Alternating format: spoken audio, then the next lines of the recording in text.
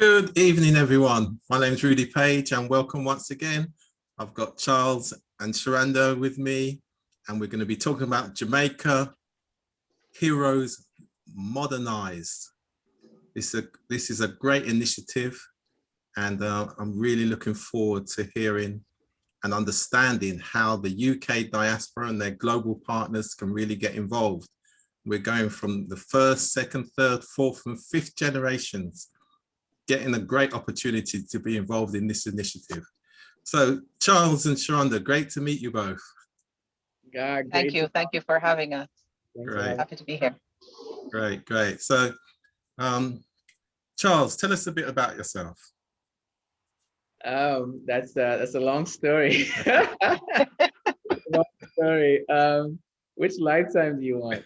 This is a short one. So Jamaican, I was born in Jamaica. Was actually conceived in the UK. My mom and my dad met in the UK. My dad was Sierra Leonean, so I'm also half Sierra Leonean. But grew up in Jamaica, raised there until I went to St. Mary Country Bush, where I come from. So lived my later years in Kingston, went to Jamaica College and left there and moved to the States. And lived here professionally, information management consultant for a very long time. Around and traveled pretty much all over the world. I've lived here in the States. I've lived in London at one point between Acton and I have sisters. My sister and brother lives there still. So I have family that still lives there. In Sierra Leone and China. And so moved around quite a bit, done a lot in my life in terms of, feels like I've lived about 10 lifetimes. Sounds exciting. I think most relevant and present for me at the moment is discovery that I could paint in 2015. And so that has led me down a new path. I was in Sierra Leone before for a while, and then Ebola broke out at a mining company there where I was trading minerals. And when that happened, I had to stop. I love my life. And I left, came back here, and then moved to China, and then came back to the States. So this new journey, figuring out I could paint, I've basically now started to use my art as a way to create impact. And so now I use my art to help organizations to raise money. And more recently, because of the pandemic last year, being home, the George Floyd murder and that moment and all the things that happened in my past, I've really shifted my energy towards really empowering the Black community, and also specifically with what I'm doing with the Jamaica Heroes project. You know, charity begins at home. So yeah. I'm back home trying to make sure. Very interesting. I'm sure we're going to learn more as we go through today's dialogue. Sherando, tell us a bit about yourself. All right. Hi, my name is Sherando. I'm kidding. My name is Sherando Farrell. I'm currently in Jamaica. I'm Jamaican. And both my parents are Jamaican. Not heritage like Charles, you know, just both of them. one from Kingston, one from St. Mary. I grew up in church. My dad was a bishop before he passed. My mom's a pastor. So, you know, I grew up in church. Whether or not I'm still active in church is another story. I'm a trained journalist. I went to the University of the West Indies. My first degree was in media and communications with an emphasis on audio production. And I worked in radio on Fame FM for a number of years, having my own show. Also produced a litany of radio dramas or audio dramas for a number of companies locally and overseas. I went to LA and I did a master's degree in film and media production. And after I graduated, I was invited to come back and teach. So I was teaching at the New York Film Academy for about 3 years. And I taught broadcast journalism. I taught documentary screenwriting. I taught screenwriting. I taught the psychology of characters and, you know, character creation and story development and a whole bunch of other things. And while I was there, I was performing as well, doing some acting and whatnot in some industrial stuff, some short films and so on and so forth. Back home, I started in film and television when I was 16 years old. Went on stage, my first stage play, I was 17. And I was working back to back for about 15 years. I was always on stage, even when I was pregnant. And so I'm most known as an actress, voice and stage and film acting, but I'm also a producer and a director of film and audio productions, commercials, and yeah, with a strong heritage, a strong love for my country, I decided to come back home and share some of the things I learned when I lived in LA, and this is where I am right now. Great, great, very interesting indeed. So Charles, what is the Jamaica Heroes Modernized project? My burning passion and and right now this is the thing that consumes all of me and all my time. What we're doing with this project is we're taking ownership of our Jamaican story, and we're making sure that we preserve our culture in a practical way, documenting it, making it accessible to the rest of the world. And we are also making sure we leave a legacy behind for the next generation so that they are able to understand where they came from and also understand culturally the traditions that we hold on to, and not just why we hold on to them, but where they came from, what it is that inspired them to be that way. And we're also creating a cultural unity around the project. So we're trying to make sure that we bring Jamaicans together so that regardless of where you are, where you're from, where you come from the country, or you come from town, uptown, downtown, PMP or DLP. They were foreign, I live in Jamaica, I still like ackee and saltfish. So exactly. And why now then? Yeah, so now I think is the moment. I don't think I chose the moment. I think that there's a matter of circumstance. Last year was an intense year for everyone, being home, the pandemic. Being here in America, George Floyd was a moment for me personally, to me. And it took me to a project that I was working on called 46 Please, where I created a painting to depict George Floyd's last words in a response to feeling like I needed to do something about what's happening because of my daughter, 3-year-old, and wanting to make sure that I left something behind if she asked me, what did I do in this moment when this thing was happening in our world? And so that led me to our, Marcus Garvey, which is behind me. Yeah. And I decided to make a painting of him. And this is the painting that I started. And that painting took me back to our heroes. And so you asked why now? That whole moment in understanding my past, having lived in Africa and seen Blacks all over the world, how they're treated in our state, and my own personal legacy, understanding that my great-great-grandfather in Sierra Leone is a national hero. And so understanding my legacy and my father and what he did has shifted something inside of me, something that I realized actually just a couple of days ago when I was talking to Sherando about that story and how that came about. But nevertheless, I feel like this is the moment that we need to revisit some of Marcus Garvey's message about empowerment. It's a moment where we need to realize that we have to take the reign for ourselves and not wait for someone else to do it. And this project, when it came about, I saw it as an opportunity for me to take the reins of something that I saw necessary. The stories that are written about us, many times are not written about us by us, written about us by others who portray us in the way that they think we should be portrayed. And generally speaking, that hasn't been good, because when our identity was taken away from us and replaced with a new value system, we also lost the magic, and we need to be reminded about our magic. And so this project is deeper than just Nanny's story and Marcus Garvey's story and Jamaica's history, but it's about helping to empower the Black community so that they can move forward in a way that will change their hearts and minds.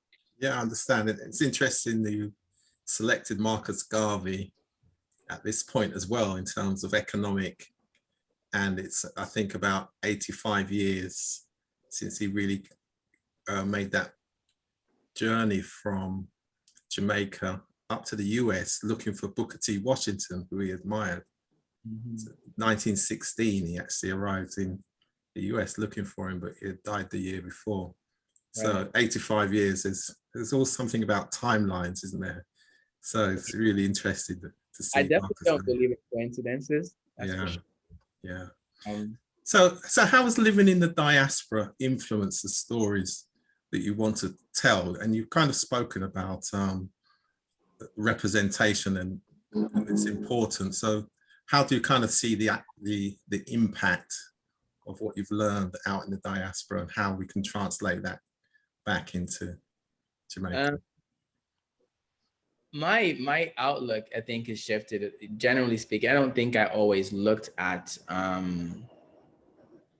myself as just part of the diaspora, because I was just kind of like living my life, right? Yes. And interacting and traveling and moving around and not necessarily saying, okay, putting myself in any particular box.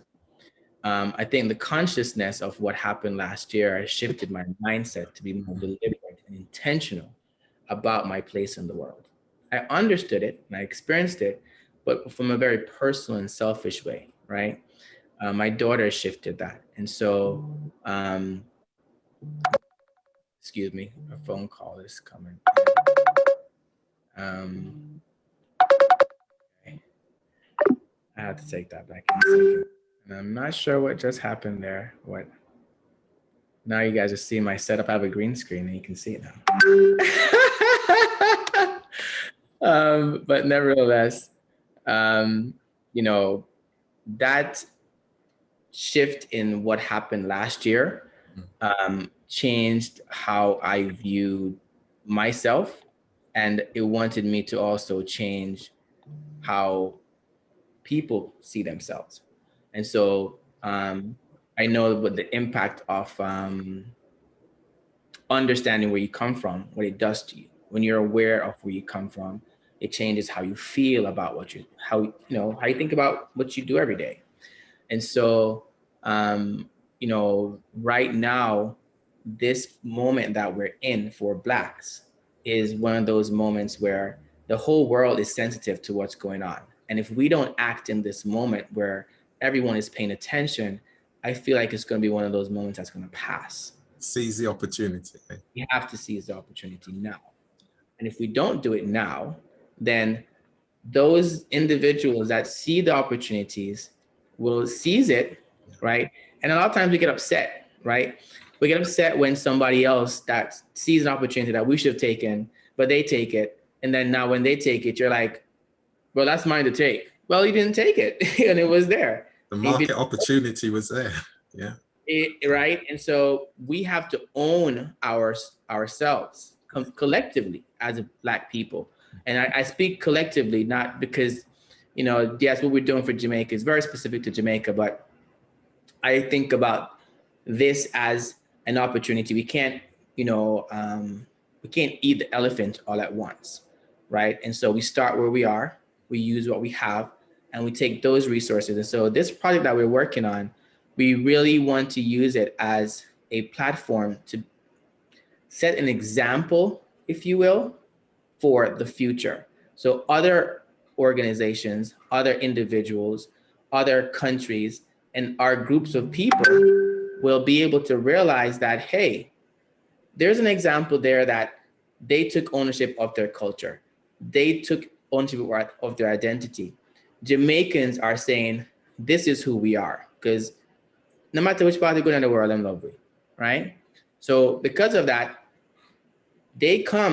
other people come and see it and they say, okay, we're going to show you like this. We're going to show you to be this kind of person. We're going to show your beaches and show the Rasta man and show the weed. And everybody sings music. And that's not Jamaica, right?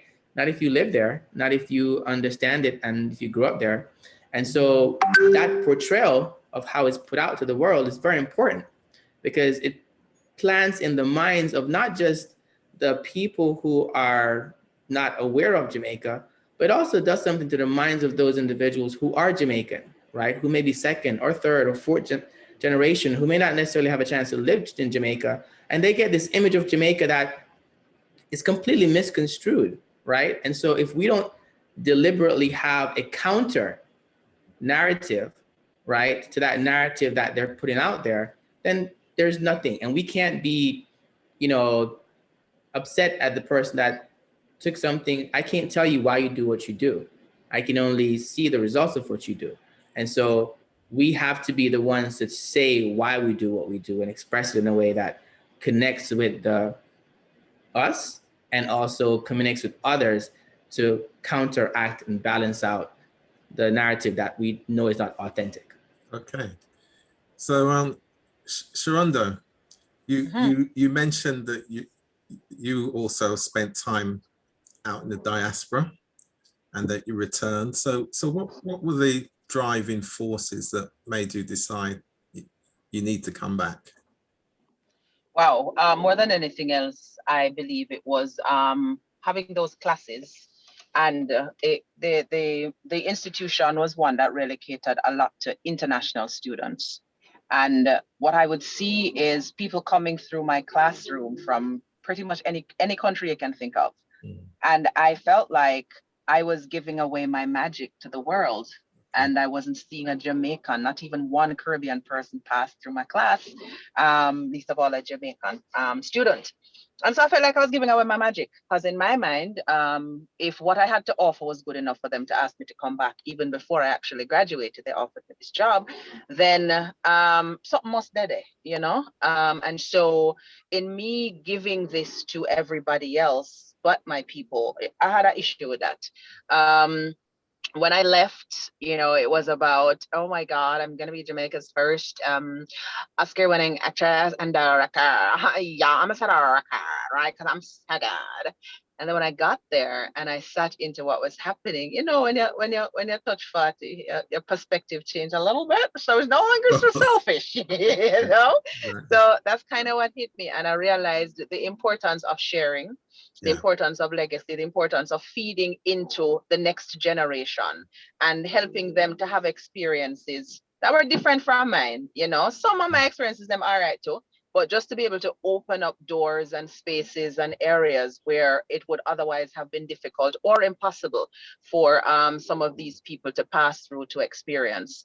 And so that's the main reason why I felt the need to come back home. You know, I had to come home to share, because the experience, the opportunity that I got to go to live in and work in LA and study in LA is something that most creatives in the Caribbean and other parts of the world dream about. So absolutely. To be given that opportunity, right, to be given that opportunity and just sit on it by myself, some of those are craving. Me one can't eat one whole cake with them, you get too fat.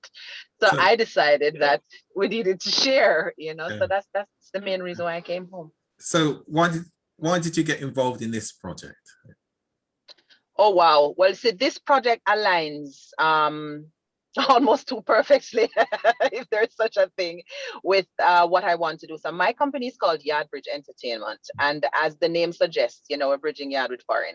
So our tagline is Caribbean Stories, Global Audiences. So it's about what Charles mentioned before, about taking control of telling our own stories. So we need to own and hone our stories and be able to control the narrative, if you will, because when this happened before, but particularly when I was in LA, this kind of stood out on me, where we would see or Jamaican characters or characters who are supposed to be Jamaican are portrayed in a particular kind of way. So there's an accent that's really not how we sound, you know, or mannerisms that don't belong to us, or things are being explained in a particular way where we know it's an side go, right? But we don't have control over it because somebody else is telling our story. So we kind of just have to sup it up or call up a friend and cuss and say, so I couldn't find one Jamaican to play the part there, you know? And so for me, instead of bitching about it, you know, I say, how can we fix this? Or how can we aid in fixing it?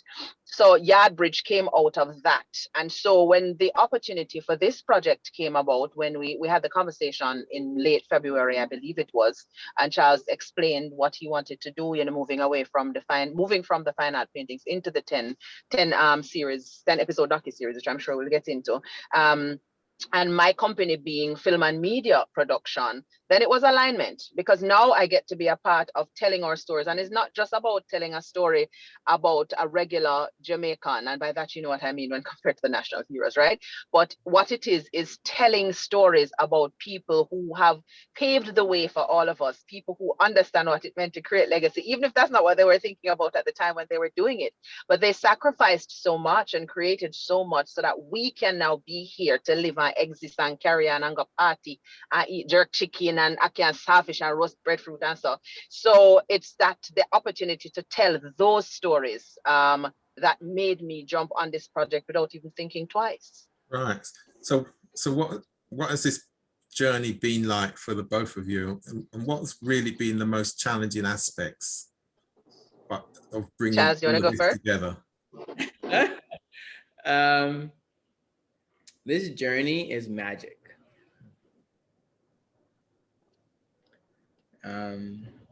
I've never worked on anything so rewarding in my entire life.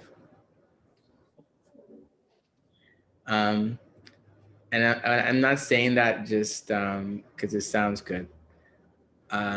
Literally every single day, each moment is like competing with the next moment to see if it's going to outdo how excited we're going to be about what's happening.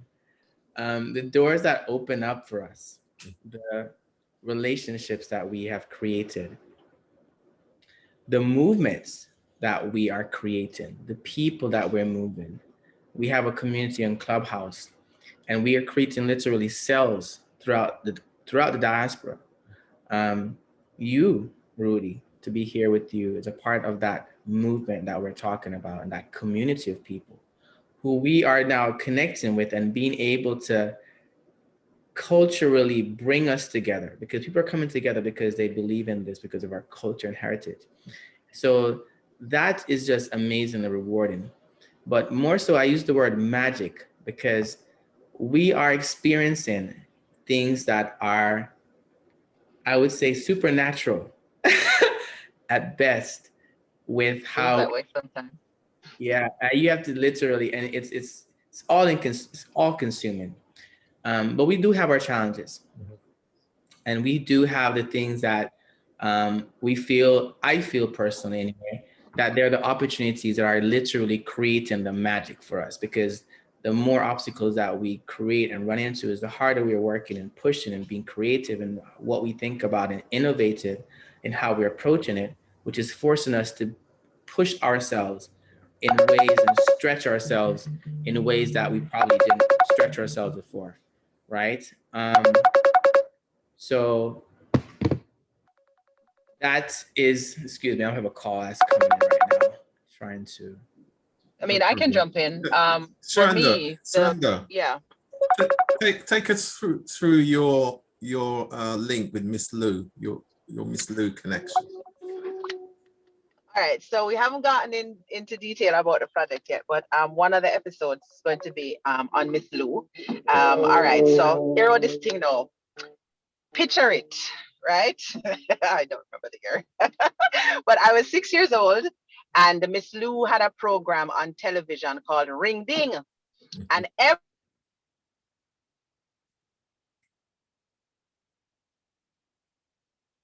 child who was anybody wanted to be a part of Ring Ding. And I had an opportunity to go on Ring Ding and be with Miss Lou. So that is where it all started, just that exposure at 6 years old to be in the television station. And I can never remember the exact, all of the poem that I did, but I remember it went something like, you, not what you are, but what you do, not what you say, but something or other. Who remembers? But I just know that I was in studio on Ring Ding with Miss Lou, and Miss Lou was talking to me personally, and Miss Lou hold on for my hand, and Miss Lou said, girl, you have talent. I'm so, whoa, if Miss Lou think me have talent, you know? So that's where it all started. I'm sure the footage is, I'm sure they've got the footage somewhere. I'm sure they do. We need to try and find it, right? But on top of that, I mean, when I got older and I did the JCPC festival, I won awards for delivering Miss Lou poetry. And I remember a particular time when I was in LA, because you know when you live outside of your home, you know, there's a missing that happens. And I was alone then. My family wasn't with me at the time, by myself. And I remember I was going through some work that I'd done and I found a Miss Lou poem. And just sitting there and reading through that took me to a space of comfort. And it just reminded me of home and the fact that it's okay to be who I am. I don't need to make an excuse for the way I speak if I choose to speak Jamaican. I don't have to make an excuse for what I look like, you know, or for what I believe in or for my experiences, because it's a wholesome me. Because when I think about Miss Lou and how she delivered and how she wrote through her own experiences and how that impacted people, it made me feel normal, you know. So yeah, that's me and Miss Lou for now until we shoot the episode on Miss Lou. Then I'll add to that story. All right, we look out for that. So Charles, share with us your personal connection to Bob Marley. Oh man, Rudy's been doing his research. Yes. Clearly. I'm a huge Bob Marley fan. Yeah. Cool. I think if there's any, I've been asked that question a few times. I think I answered the exact same way. I'm a huge Bob Marley fan.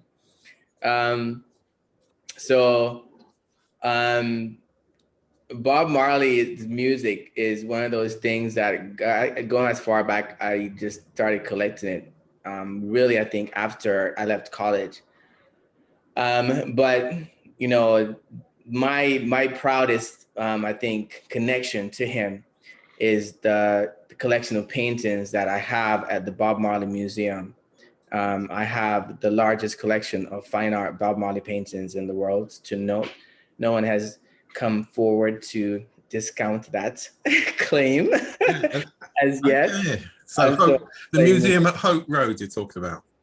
Yeah, so at his home at 56 Hope Road, you know, there is, it's a museum, of course, you know, don't know, and it commemorated his entire life. And so I created a collection of paintings of him when I started painting, and I contacted them and shared it with them, and now I have an entire room at the Bob Marley Museum dedicated. I didn't know that was you. So, okay, yes, you've been there. Of course, yeah. Okay, got you.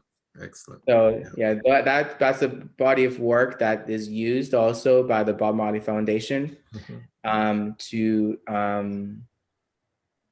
you know, generate funds for education with a program that they have with the United Nations. So it's something I'm very proud of. Yeah, no, it's great, great. I remember it well. So what are the ethos of the project itself? Oh man. So you know, Jamaicans, they're proud of which part we come from, don't it? Right? No matter where you go in the world, there's a Jamaican flag somewhere. You know, if there's a Jamaican restaurant, even if I'm too Jamaican, I got eat there every day. There's a Jamaican restaurant. And so national pride is one of the core ethoses of the project. Another is, you know, cultural unity. I spoke about that earlier, about the fact that, you know, regardless of all the things that we may find different about ourselves, we all connect culturally. We all like reggae music. We all understand, you know, waking up on a Saturday morning and cleaning the house, and then, you know, mommy go and cook soup on that Saturday afternoon, and rice and peas on chicken on Sunday, right?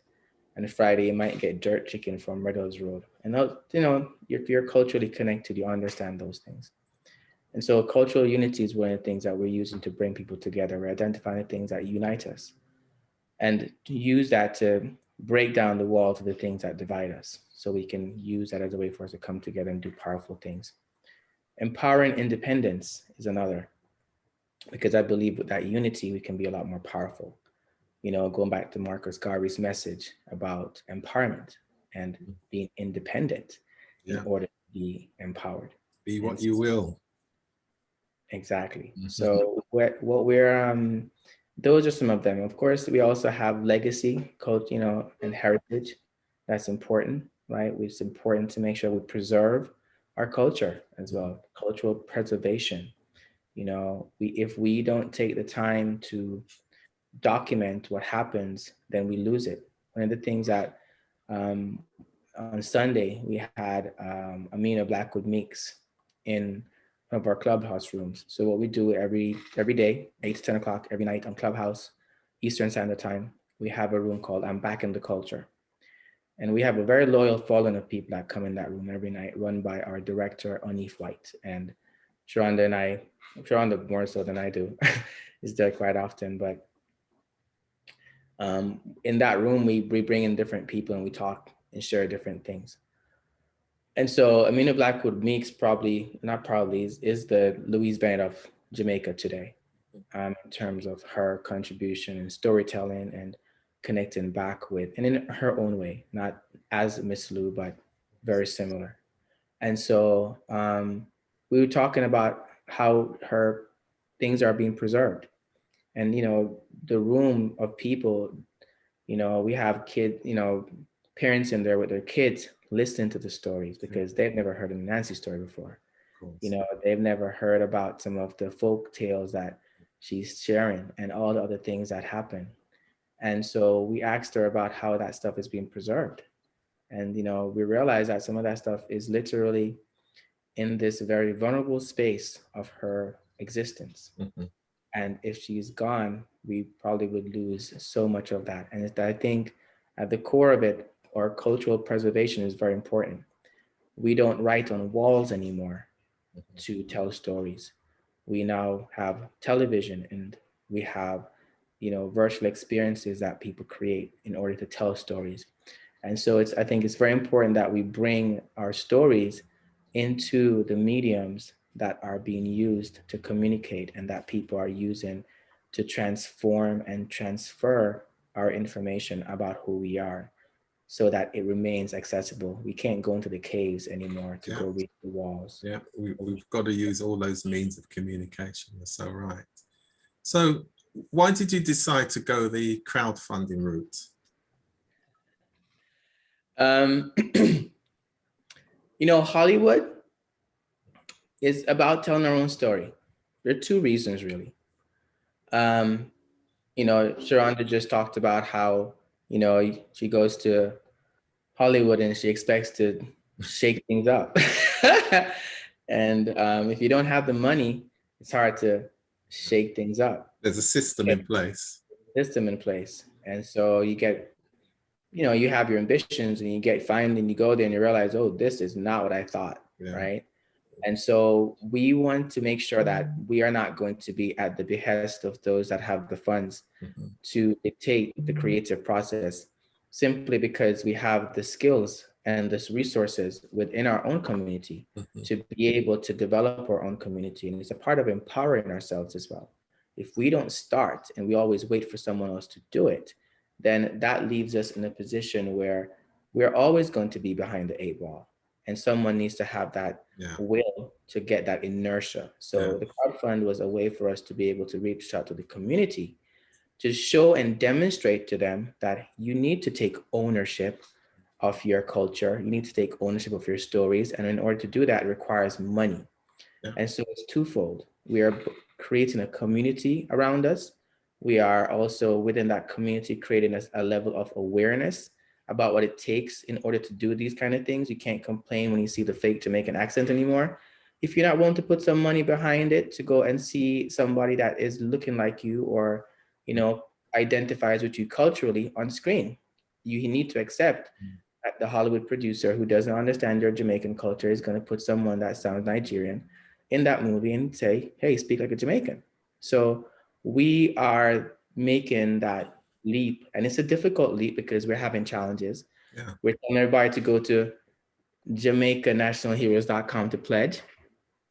And we've been pushing that for 3 weeks. and it's very slow.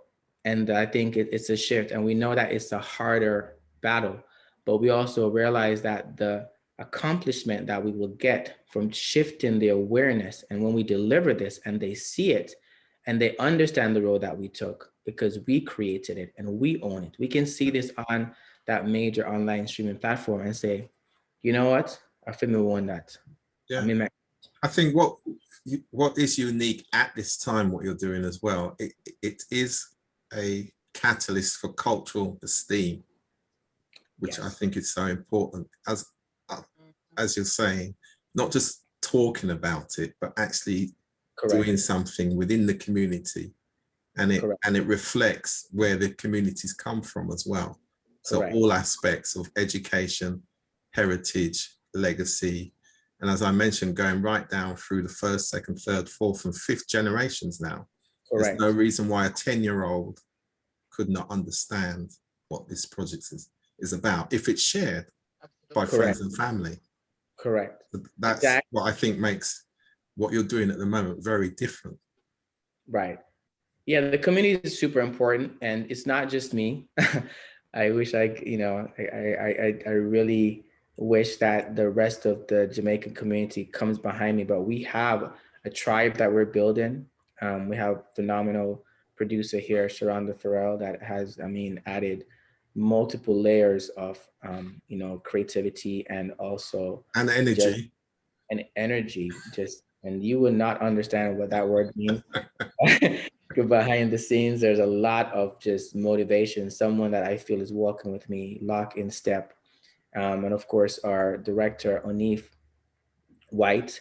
And we have a big team. If you go to JamaicanNationalHeroes.com, you can read up about the people who are behind the project. We have an advisory board of individuals who are the stalwarts, the ambassadors, the stewards of our culture and history, making sure that we do this correctly and we tell the story and hold us accountable as we go down this journey. Yeah. So at what level do you believe the world will be impacted by this project? I don't know that. And I can honestly say, you have a hope. You have a hope there. Yeah, I have my hope in my work, in my personal work, is to shift the hearts and minds of people. And to shift the minds and hearts of people towards unity and love, right? So as a collective. So the things that I do and I work on, but I think, the rich guy in the big house doesn't need as much help as the guy who is, poor and live in impoverished circumstances. And my personal community, the community that I come from, the collective Black community, is in need of a lot of help, a lot more help than other communities that are disenfranchised. And so my efforts are around helping that particular community that I closely identify with to help shift their hearts and minds towards unity and love, because that, I think, solves a lot of our problems. Yeah. So where this goes, I have no idea, but that is the ethos behind my drive. Well, I always say the spirit of collaboration will get us across the line. Yes, absolutely. Rudy, if I may just add to that particular question, that for me personally, it is the hope that more people will recognize that they can take control of their narrative, and they can have that psychological shift in understanding the importance of just loving yourself, and recognizing your own personal worth, and seeing that if you don't recognize your worth, then somebody outside will recognize your worth, and they will take your stories and attempt to sell it, and take your culture and attempt to sell it. So for me, the hope is that that mental shift will happen, aside from the impact that the heroes themselves, and their work would have had on shifting the world and consciousness. We can talk about Marcus Garvey forever where that is concerned. But aside from telling those stories, hoping that people will say, oh, you know what? these Jamaicans did this and look at what it did, look at how successful that was, we too can follow in their footsteps and create our own kind of history in our own space and leave legacy for our people. That's what I'm hoping from my perspective will happen with this particular aspect of the project. Yeah, and I would say as well, and we're going to talk a bit more about the role of the diaspora and the impact on them in this project. But from a UK perspective now, in terms of the diaspora, and this is the Jamaican, Caribbean, wider African diaspora, and you know the importance of Jamaica across all that, within this pandemic era as well. So the first principle in terms of what we're dealing with is people's mental health and their spiritual well-being. And so of course, it's important for people to have a sense of belonging as well. Going back to Charles's earlier point in terms of this moment, it's making many people actually think about their place in the world and where we all go next. So I think there's something very vital also about a project like this being accessible with clear pathways for the diaspora. So could you tell us or give us an idea of what kind of pathways are there for the diaspora to access and to get involved at whatever level they may want to? Yeah, so this is not our project, it's our project collectively, right? And so it's important that we all can play a role in making this happen. So whether it's contributing directly to advancing the project forward, and I'm not just talking about financially, I'm speaking about actively making it a part of your daily activities. So you can share the content that we have, you can talk about it. We have little communities that we can create, right?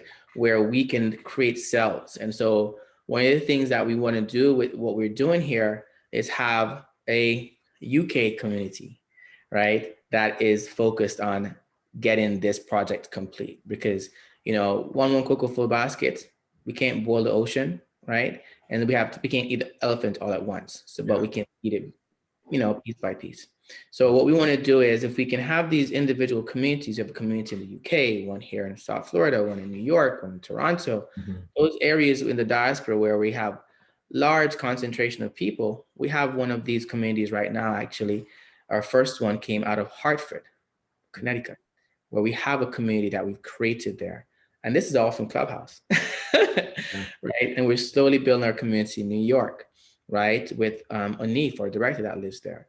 We have a community that's budding in Jamaica of like, you know, you name it, in terms of the movers and shakers who are coming around. And here in South Florida, of course, where I am, you know, we are galvanizing and bringing those people together. So in terms of bringing them together and being active, we believe that being engaged with what we're doing, contributing the resources, we need a number of different things.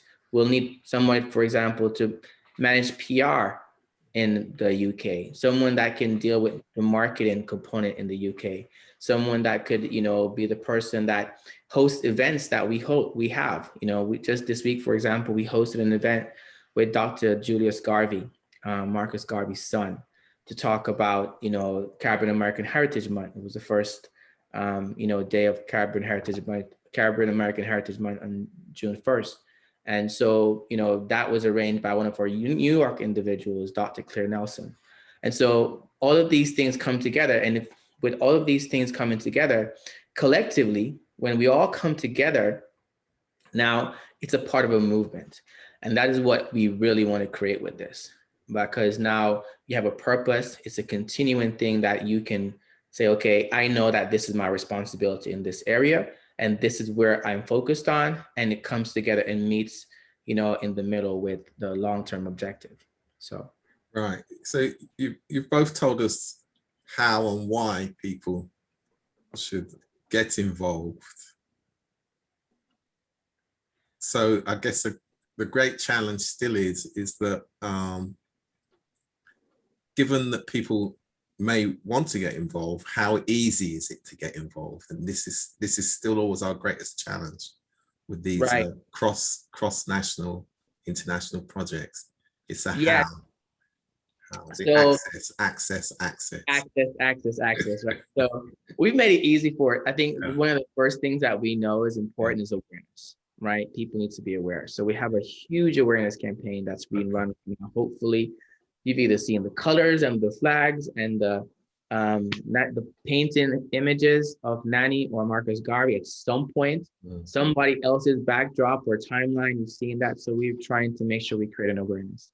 And then once we have an awareness, then we want to start having conversations where we can identify mutual opportunities for us to work together.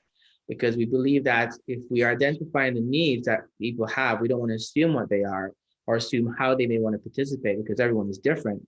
We're starting to have conversations and align with those different things and then activate them in the ways that help to move it forward, where they're engaged. A perfect example of how that works is our conversation right here, Rudy. Yeah. So you had a conversation with us through our Hartford group, Phyllis, right, and her team, and then connected us with you. And then you now are looking at how this can happen. Yeah. And we've created an awareness. And now we're here having a conversation with you, where you now are literally actively being an ambassador of the project in the UK, communicating with your audience to create awareness there.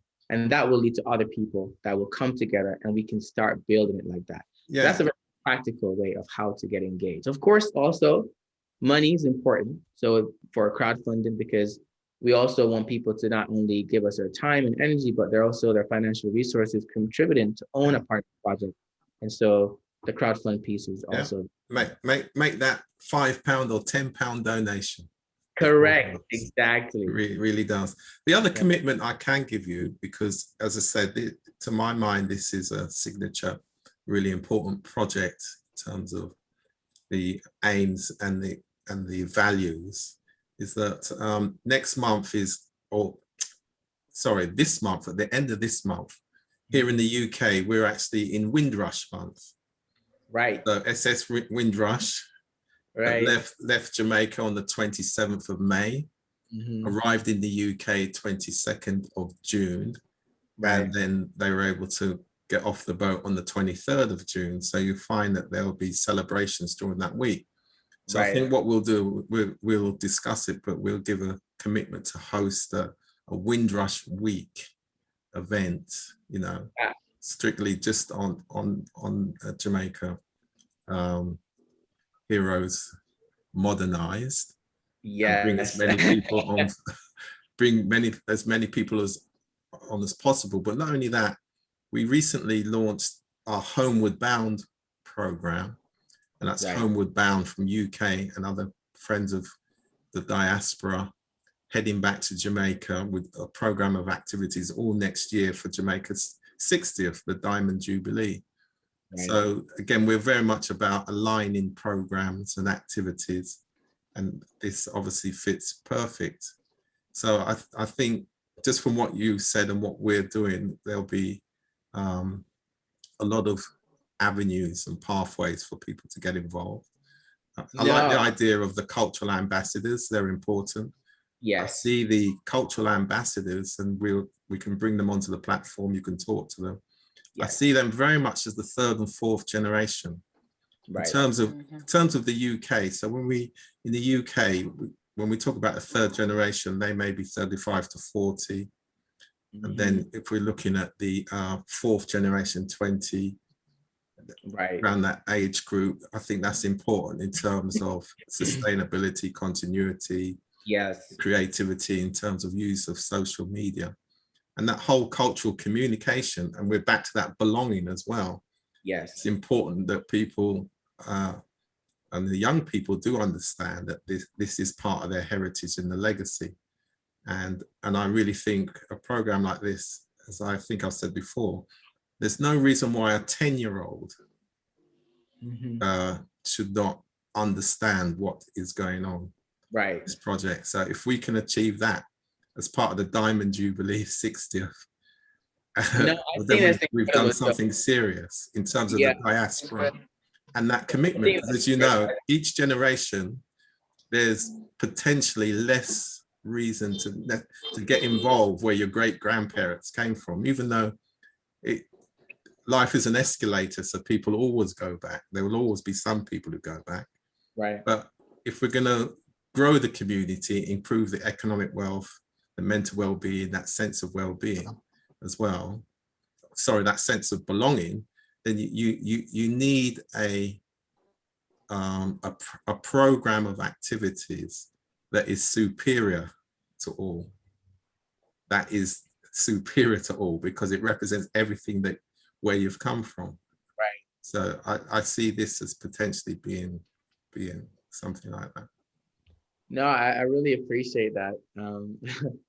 You know, and I it's amazing to me. Like I sometimes have to pinch myself with all the things that we're doing. So Clubhouse, I can't emphasize how intimate Clubhouse has been for us, right? It's taking social media and put it in a very different perspective. You know, we go on Facebook and it's like, you know, you don't get a chance to talk. We're talking on Facebook right now, but most people don't go live. It's like a post, very curated post, you know. You don't get to see when the camera doesn't work and your green screen is showing that, okay. You know, you don't get that realness, right, all the time. And so when you're talking to someone, however, you're right there with them, right? And you can only be so fake when you're having a conversation with someone. And so we're in there and we're talking to you every day, right? And we're having those conversations. I believe that has really, like, I have relationships with these people. We hosted an event, for example, with Oliver Samuels and Blair Johnson and Blacka Ellis, which you guys can go to JamaicanNationalHeroes.com and check out. It's a great comedy event. Those are some of our icons of comedy. This was last Saturday. And that event was put on. The program runner for that was someone we met in Clubhouse. The technical team were two individuals we met in Clubhouse. You understand? And our director for this project was met on Clubhouse. So that tool is an amazingly powerful medium for engaging, and we're engaging people all over the world. You know, people. And that message is important, because one of the challenges that the diaspora has in terms of in the global international space is finding ways and means to collaborate, especially if you're highly qualified in any particular discipline. You want something that's credible and that meets your professional standards as well as values. Right. And then being able to translate that into a program of activities that can be integrated into Jamaica and work with everybody seamlessly. Right. And that has been a big challenge up until now. Yeah, I think it starts with activation, right? Yeah. Go ahead, Rhonda. I was going to say that that's just a part of the magic of this project, because stepping into it, you couldn't anticipate all of these elements that have been falling into place and all of the questions that are being answered just by the fact that we've decided to heed the call, so to speak, and to also decide that this project is going to be fully Jamaican. So everybody who works on it is a Jamaican. So when we're in a room like Clubhouse, where we're just Jamaicans, you know, well, there's no such thing as just Jamaicans, where we're Jamaicans, right? And we're sitting in there and we're able to talk and collaborate and tell the stories and whatnot. And then you realize that you can now step out of that intimate space and go into a more global space and still have that opportunity outside of that.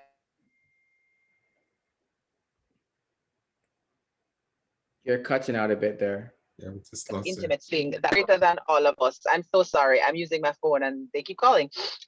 So when you get an opportunity to step out of that intimate space and step into a place where you can collaborate on something that is bigger than all of us, then you feel like, okay, it doesn't matter where I live across the globe.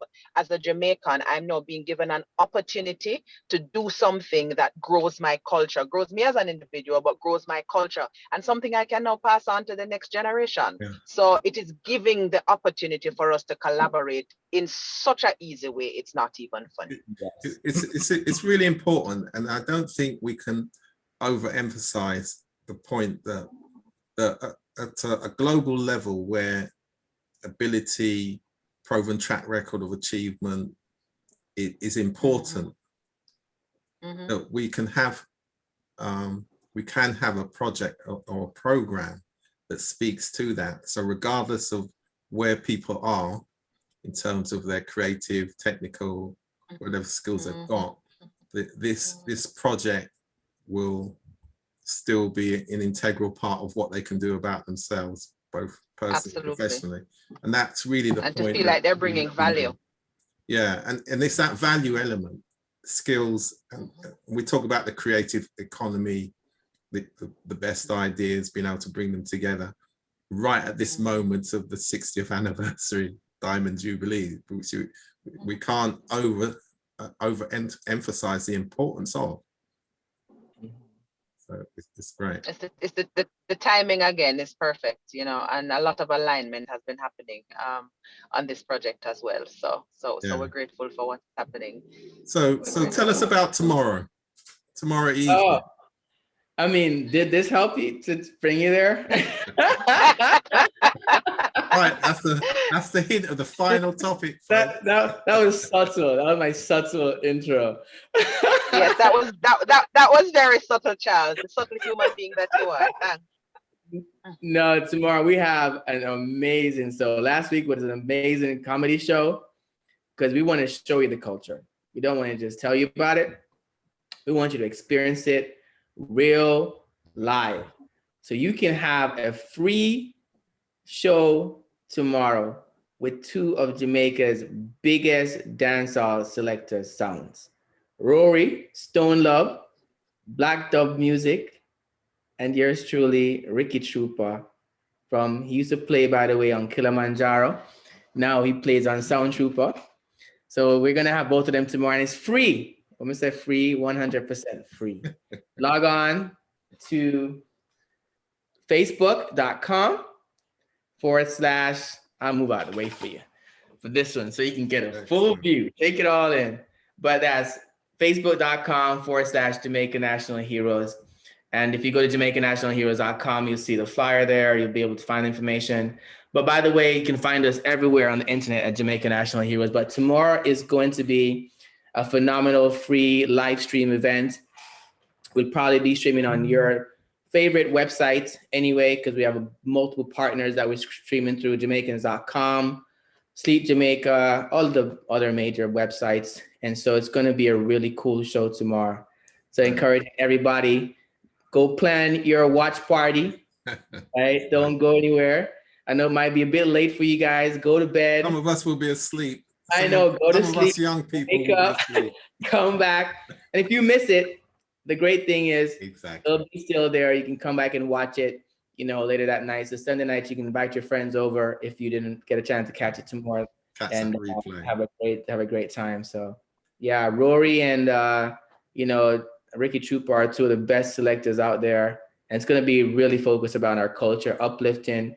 Yeah. It's gonna be something for the family. It won't be like a normal clash where we have all of that, right? Beautiful Jamaican cultural language. Family listening.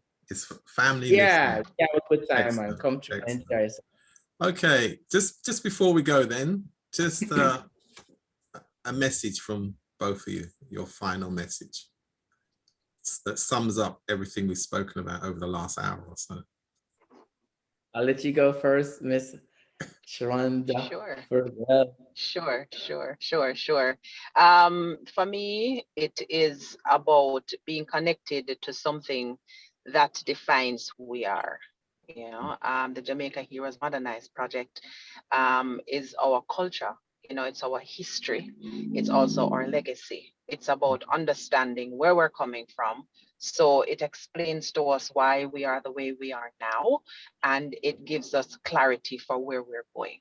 So that for me is it, and the fact that we get to tell our own stories, and nobody else is going to be, you know, taking our culture and our cultural icons and all the good things about us as Jamaicans and telling it their own way. We get to do it ourselves, and we get to connect to our ancestry, and we get to connect to our children, and we get to connect to ourselves. That's what all of this is for me. Excellent. Charles? Yeah, this is about legacy. Both personally for me, it's about legacy, and it's about legacy for our community and our culture and us as Jamaicans. And we are given the Jamaican community the opportunity to be a part of leaving that legacy and contributing to something that they can say, you know, to their kids, I was responsible for helping to make that happen. And that, I think, is a very empowering feeling when you can get behind something, see the end result of it, feel the ownership of it, and what that does for you. Because the next time something comes around that you see that gives you an opportunity to leave something behind, you'll move and do it because you see that something else that you did happen. So we're encouraging everybody to go to JamaicanNationalHeroes.com. We need money to make this happen. That's just reality. And so we want everybody to go and pledge, make a pledge. It doesn't matter how much it is, you know. We would definitely want the $10,000 pledges. That's really what we're going for. But if you have $10 and you have an ice cement and you can give it, you know, you can say, listen, I was a part of this and I contributed. You know, one cocoa full basket, I will make a moco. Okay, and thanks for that. And I give a commitment that we will definitely support the program.